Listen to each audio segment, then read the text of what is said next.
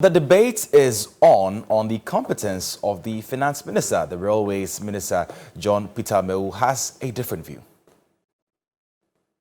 This finance minister has been one of the best brains so far. I mean, everybody can attest to the fact.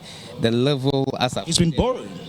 Well, what is wrong with borrowing? If you borrow for growth and borrow for good reason, there is nothing wrong. When you borrow for consumption, that is when you have a problem. The infrastructure development that we've seen today is part of the borrowing.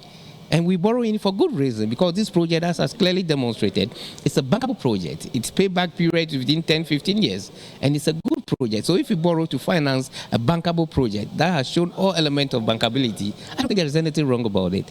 Finance minister has done extremely well, and I think that so far he's been one of the best finance ministers we've seen in the Even when he was telling us in less than a month ago that we're not going to go to the IMF. If you go to the IMF, there is nothing wrong saying. You people made a big deal. It's about the projection. You made a big deal. Please, I'm telling you, it's about the projection. The expected projections and what have happened for us to go to the IMF is exactly what I'm telling you. I don't think he has heard at all. Do you think it's about time politicians begin to analyze or think deeply about some of the things they say when in opposition? Because I asked this question to Kojo Ponkroma, that how did he feel, announcing this IMF policy? Didn't you feel a sense of embarrassment as people within government to be going to an IMF program when in the past you had criticized your opponents heavily?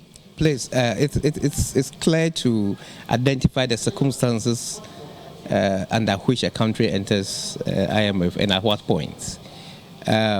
We are entering an IMF in the midst of COVID pandemic,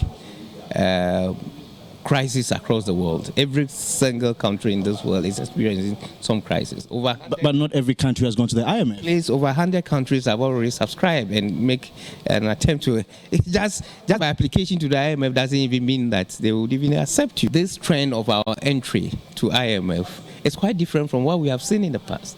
When the NDC took us to IMF, there was nothing.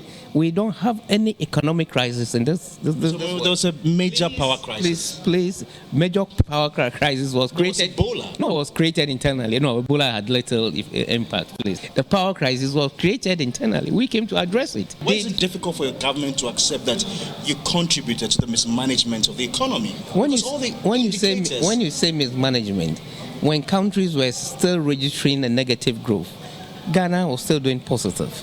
Our projected growth over the period, an average about 5-6, GDP growth over it has been unprecedented. Had it not been because of the COVID, we will be growing at an average of about 7%. When you look at the figures, the macroeconomic figures, doesn't it strike you that even amongst our competitors in Africa, you look at Ivory Coast, you look at Benin, you look at Togo, check the inflation rate, check the policy rate, check the depreciation of the local currency. Why are we the worst? I try to prescribe to you some of the reasons why we have. Where you talking about those inflations and their depreciation? What was their growth? What was their GDP growth? Who were the